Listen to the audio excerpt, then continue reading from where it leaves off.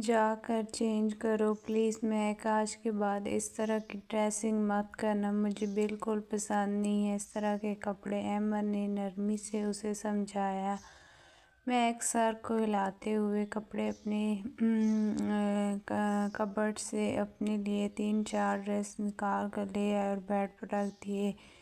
ایمر نے حیرانی سے میک کی جانب دیکھا تھا کیونکہ یہ تو کوئی معجزہ تھا کہ وہ چپ چاپ ڈریس چینج کرنے کے لیے بھی مان گئے اور ڈریسز بھی بیڈ پر لا کر اشارے سے پوچھا کہ میں ان میں سے کون سے پہنوں، مجھ سے پوچھ رہی ہو کہ میں ڈریس سلیکٹ کروں؟ ایمر نے حیرانی سے میک کی جانب دیکھتے ہوئے پوچھا کہ اسے کوئی غلط فہمی تو نہیں ہو گئی؟ ہاں، کیونکہ مجھے نہیں پتا کہ آپ کو کس طرح کی ڈریسنگ پسند ہے۔ میک ایمر کی آپ والی بات کو سیریس لیتے ہوئے خود ہی تم سے آپ پر آ گئی تھی، اور پلیز آج آپ وہاں ریسیپشن پر میرے ساتھ اس طرح کا بیہیو مت کرنا، میری بھی کوئی عزت ہے۔ ہائے صدقے جاؤں میں یار، اگر تم اتنے پیار سے میری بات مان جاؤ تو میں تو اکیلے میں بھی تمہارے ساتھ اس طرح کے بیہیو کبھی نہ کروں۔ ایمر نے مسکراتے اس کے کمر پر ہاتھ رکھ کے اسے تھوڑا سا خود کے قریب کر کے اس کے چہرے پر ایک محبت بھری نظر ڈالتے ہوئے کہا، اور مجھے یہ والی ڈریس بہت اچھی لگ رہی ہے، مجھے لگتا ہے میری بیوی یہ پہن کر بہت خوبصورت لگے گی۔ خوبصورت تو میری بیوی پہلے سے بہت ہے۔ ایک گرین کلر کی لانگ فراک جس پر گولڈن کلر کا خوبصورت اور نفیس کام تھا، دامن اور بازو پر کیا ہوا تھا، اس پر ہاتھ رکھتے ہوئے ایمر نے اسے پہننے کو کہا تھا۔ میک ڈریس اٹھا کر واش روم میں بند ہو چکی تھی، جبکہ ایمر اس بیہیویئر پر حیران تھا اور خوش بھی۔ ایمر کو خود بھی میک سے اس طرح کا بیہیو کرتے ہوئے اچھا نہیں لگتا تھا، مگر میک اسے مجبور کر دیتی تھی۔ مگر میک کا یہ تھوڑا سا بدلاؤ بھی ایمر کو بے حد خوشی دے رہا تھا۔ اسے امید تھی کہ ایک روشنی نظر آنے لگی تھی کہ شاید میک بہت جلد بدل جائے گی اور اس کے پیار میں لگنے لگے گی۔ اب یہ امید تھی یا وہم، یہ تو وقت ہی بتائے گا۔ ویلکم بھابھی، ویلکم امی جان، میرا رومان کی ماں کا شاہ زیب نے ویلکم بہت خوش دلی سے کیا تھا، جبکہ رومان کو اس طرح سے نظر انداز کیا جیسے وہ منظر عام پر اسے نظر ہی نہ آ رہا ہو۔ تھوڑا دوری پر کھڑا ہوا ایمر رومان شاہ کی حالت دیکھ کر ہنس رہا تھا، کیونکہ شاہ زیب نے اس کے ساتھ بھی یہی سلوک کیا تھا۔ ویلکم صرف ایمر کی اماں اور میک کا کیا گیا تھا۔ یار اس کا تو پارا کافی ہائی ہے،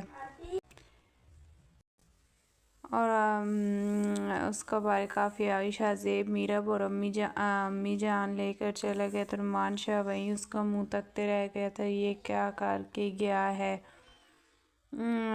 یار، اس کا پارا تو کافی ہائی ہے۔ رومان شاہ نے ایمر کے پاس آ کہا، ہاں جی میرے ساتھ بھی یہی سلوک ہے۔ استقبال صرف اس نے اپنی بھابھی اور اماں جی کا کیا ہے، مجھے یوں ہی دروازے پر چھوڑ کر کمینہ چلا گیا تھا تو خود ہی ٹھیٹھو کی طرح اندر آیا ہوں، ویسے کمینہ خوبصورت لگ رہا ہے۔ رومان شاہ نے اسے اسٹیج پر ہما کے ساتھ بیٹھے ہوئے دیکھ کر کمنٹ پاس کیا تھا۔ فل کاٹن کا وائٹ کلر کا سوٹ جس پر گرین کلر کی ہما کے ساتھ میچ کرتی ہوئی واسکٹ پہنی رکھی تھی، ساتھ میں بیٹھی ہوئی ہما بھی بہت خوبصورت لگ رہی تھی۔ فل گرین کلر کا شرارہ اور کرتی پہنے ہوئے، ہاتھوں میں گیندے اور گلاب کے پھولوں کے گجرے پہنے ہوئے تھے، پھولوں سے بنی ہوئی جویلری میں وہ بھی خود بھی ایک پھول ہی لگ رہی تھی۔ بالکل لائٹ میک اپ میں اس کا رنگ بے حد کھلا کھلا شفاف لگ رہا تھا۔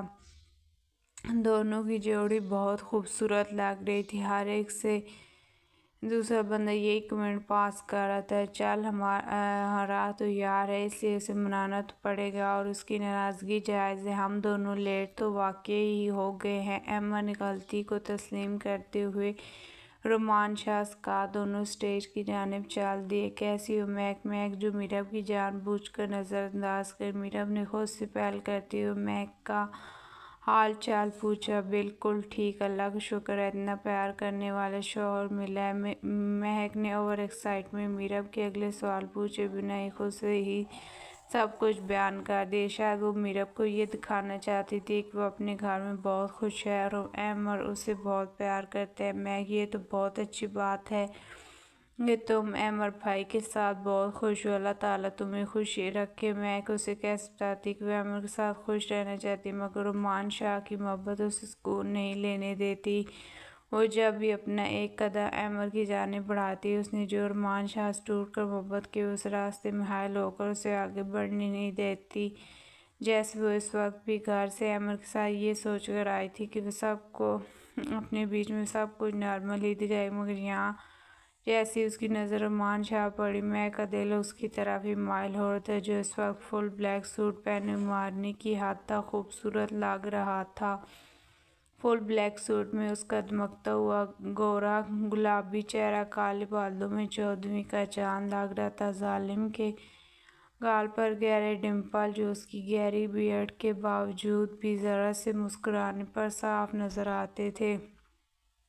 پتہ نہیں مہندی کی پوری رسم میں اس نے اپنی نظریں کتنی زبردستی سے رومان شاہ پر پڑنے سے روک رکھی تھی۔ مہک اب دل سے یہ چاہتی تھی کہ رومان شاہ کو وہ اس نظر سے نہ دیکھے، کیونکہ عمر اس کا شوہر تھا اور اتنا تو وہ جانتی تھی اب رومان شاہ کا یوں دیکھنا غلط ہے۔ مہک لاکھ بری سہی مگر بد کردار کبھی نہیں تھی، مگر دیکھنے والے ایسے دیکھے بنا نہیں رہ سکتے تھے۔ مہک کا تو اس کے ساتھ ایک دل والا کنیکشن تھا، یہاں پر تو ان نون لڑکیاں اس پر ایک نظر ڈالے بنا نہیں رہ پا رہی تھی، کیونکہ اس کی پرسنالٹی اتنی جذاب نظر تھی کہ ایک کمزور دل والوں کی جان تک نکالنے کا عوض رکھتا تھا۔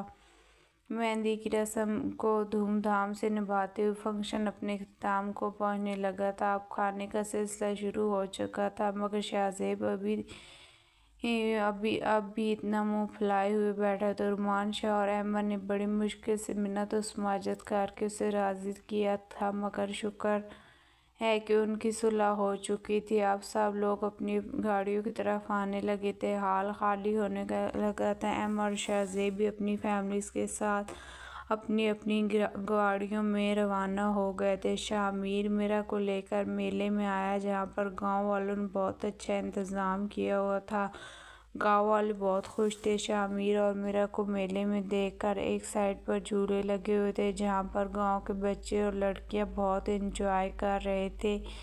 پاس ہی مشین سے کڑ کڑ کی آتی آواز، جہاں پر آئس کریم والا بنا رہا تھا۔ بچے اس کے گرد کھڑے اپنی باری کا انتظار کر رہے تھے۔ میرا شاہ میر کا ہاتھ پکڑے بہت ہی دلچسپی سب کچھ دے رہی تھی۔ میرا نے کاندھے پر چادر ڈال رکھی تھی اور سر پر اپنی سوٹ کے ساتھ کا باریک دوپٹہ اسکارف کی صورت میں لپیٹا ہوا تھا۔ شاہ میر کا اس کو یوں خود کو کور کر کے نکلنا بہت اچھا لگتا تھا۔ گاؤں والوں نے اس پی صاحب کو ان کی بیوی کے ساتھ گھومنے پھرنے کی فل آزادی دے رکھی تھی۔ وہ ان کے پیچھے پیچھے نہیں گھوم رہے تھے، بلکہ شاہ میر میرا حق کو لے کر آرام سے میلہ دکھا رہا تھا۔ میرا کے چہرے پر خوشی دیکھ کر شاہ میر کو اچھا لگ رہا تھا کہ وہ یہاں پر کافی انجوائے کر رہی تھی۔ میر، مجھے بھی جھولوں میں بیٹھنا ہے، میرا نے شاہ میر کا ہاتھ پکڑتے ہوئے اپنی فرمائش ظاہر کی۔ ہاں بیٹھ جاؤ، میں بٹھاتا ہوں، کون سے جھولے پر بیٹھنا ہے؟ میر، مجھے اکیلے نہیں، آپ کے ساتھ بیٹھنا ہے۔ میرا کی اس فرمائش پر شاہ میر نے حیرانی والے نظروں سے میرا کی جانب دیکھا، کیونکہ شاہ میر کو جھولے وغیرہ بالکل پسند نہیں تھے اور نہ ہی وہ اپنی اس پرسنالٹی کے ساتھ جھولوں پر بیٹھنا چاہتا تھا۔ میرا، تم بیٹھ جاؤ، میں کسی بھی جھولوں پر نہیں بیٹھنا ہی مجھے پسند ہے، اور یار ویسے بھی کتنا فنی لگے گا کہ اس بھی جھولے میں بیٹھا ہوا ہے۔ شاہ میر اس کے ساتھ چلتے ہوئے جھولوں کے بالکل قریب آ گیا۔ اب بھی منہ کیوں لٹکا ہوا ہے؟ میں نے تمہیں بیٹھنے سے تو منع نہیں کیا۔ میرا کا اداس چہرہ دیکھ کر شاہ میر نے اسے دیکھتے ہوئے پیار سے کہا، میر، مجھے اکیلے نہیں بیٹھنا، کیونکہ مجھے ڈر لگتا ہے۔ میں جب بھی جھولوں پر بیٹھی تھی تو رومان بھائی ہمیشہ میرے ساتھ بیٹھتے تھے، ان کو بھی جھولوں میں بیٹھنا پسند نہیں، مگر وہ تو میرے خاطر بیٹھ جاتے تھے۔ اب تو میرا نے شامیر کی دکھتی رگ پر ہاتھ رکھا تھا، کیونکہ اس کی بات کا مطلب شامیر نے یہی نکالا کہ رومان شاہ اس کا خیال رکھتا تھا۔ میں بھی بیٹھ جاتا زیادہ اپنے بھائی کی تعریف کے جھنڈے گاڑنے کی ضرورت تھی۔ میرا کے انداز کے مطابق میر فوراً مان گیا تھا، حالانکہ ایسا کبھی نہیں ہوا تھا، کیونکہ رومان نہ تو خود جھولوں پر بیٹھتا تھا اور نہ ہی میرا کو بیٹھنے دیتا تھا۔ مگر اب میرا کو پتا تھا کہ میر کو جب کوئی بات منوانی ہوتی تھی، اگر وہ اپنے بھائی کا حوالہ دیتی تو وہ اس کے بھائی سے جو جیلس ہوتا ہوا اس کا کام کرتی، جیسے کہ اس وقت وہ جھولے میں بیٹھنے کے لیے تیار ہو چکا تھا۔ شامیر جھولے کی 2 ٹکٹس لی۔ ٹکٹ والا شامیر سے پیسے نہیں لے رہا تھا، شامیر نے اسے زبردستی دیے۔ اسے یہ نہیں پسند تھا کہ اپنا دبدبا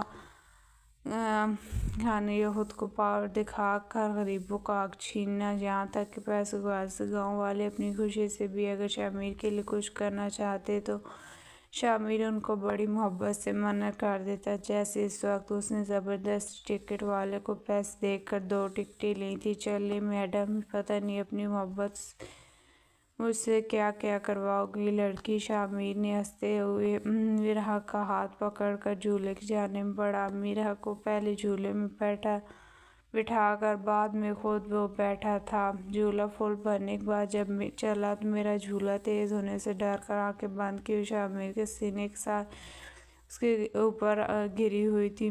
میر جان، یہ اب تو میرے ساتھ زیادتی کر رہی، میری سانس زیادہ قریب ہو کر کیا ایسی کا صبر آزمانا چاہتی ہوں؟ میر جان، مجھے اتنا مت بہکاؤ کہ میں بہہ کر ایسا کچھ کر جاؤں کہ لوگ میلہ چھوڑ کر ہمیں دیکھنے لگیں۔ میرا کے کان میں سے سرگوشی کرتے ہوئے کہہ رہا تھا۔ اس کا ایک ہاتھ میرا کے کان پر تھا، اسے پتا تھا کہ میرا سچ میں ڈر رہی ہے، مگر یہ بھی سچ تھا کہ وہ جھولے میں شامیر کے اتنا نزدیک تھی کہ اس کی سانسیں شامیر گردن پر محسوس کر رہا تھا۔ شامیر کا دل